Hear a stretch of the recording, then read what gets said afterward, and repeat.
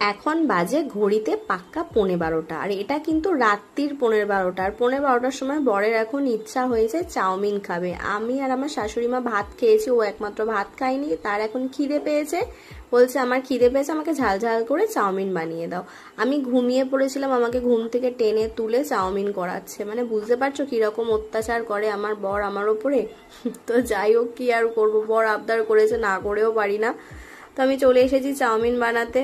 আর এটা আমি করছি রবিবার দিন রাত্রির 12:15টার সময়। আমরা সোমবার করে নিরামিষ খাই, আর আমি তো আরও সোমবার শ্রাবণ মাসের প্রথমবার করব বলে আর ওই নিরামিষ খাওয়া হবে।